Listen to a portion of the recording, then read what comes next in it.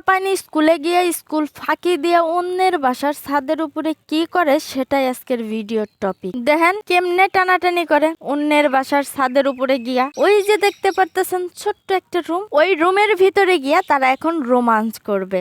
বাইরে তো রোমান্স করা যায় না, যারা রোমান্স করে তাদের উপরে অনেকের চোখ থাকে, কিন্তু এনারা তো জানে না যে এখন দেয়ালেরও চোখ আছে। হাজারটা চোখ লাগে না, একটা চোখই যথেষ্ট। একটা চোখের নজরে পড়ে গেলেই সারা বিশ্ব তাদেরকে দেখে নেবে। ভালোই হয়েছে, খারাপ হয় নাই। যাও দেখেন দেখেন দেখেন উপরের দিকে খুঁজতেছে।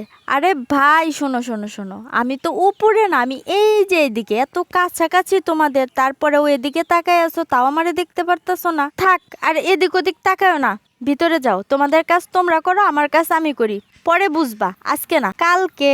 ভালোই হয়েছে, যাও আরো রোমান্স করো। বাপ মা স্কুল টিচার সবাইকে যেরকম তুমি ফাঁকি দিতেছো, তোমাকেও ফাঁকি দিচ্ছে দেয়ালের চোখ, পরে বুঝবা ঠেলা। এখন তো বুঝতেছো না, পরে বুঝবা। দেখেন কি অবস্থা, সাথে আছে আরেক বান্ধবী, এমন ইবলিশের ইবলিশ, মেয়েটা যাবেই না, ও জোরেই ঢুকিয়ে দিবে রুমের ভিতরে। ভাই তোর কি লাভ, টাকা খাইছিস বল? আমার মনে হয় এই মেয়েটা ওর ভালো চায় না, আর না হইলে ওই ছেলেটার কাছ থেকে টাকা খাইছে, যার কারণে ও এরকম করতেছে। এরকম বান্ধবী নামের দুই একটা হেল্পিং হ্যান্ড থাকলে খারাপ হওয়ার জন্য আর বেশি বন্ধু বান্ধবের প্রয়োজন পড়ে না, একটাই যথেষ্ট। আবার দেখে নিচে কে আছে, আমি আছি, আমি, আমারে দেখতেছিস না, পরে বুঝবি। যখন নিজের ভিডিও সোশ্যাল মিডিয়ায় দেখতে পারবি তখন আফসোস করবি আর ভাববি যে কেন আশেপাশটায় তাকালাম না। দাঁড়ান আপনাদের একটু জুম করে দেখাই, মুখ দেখা যায় কিনা।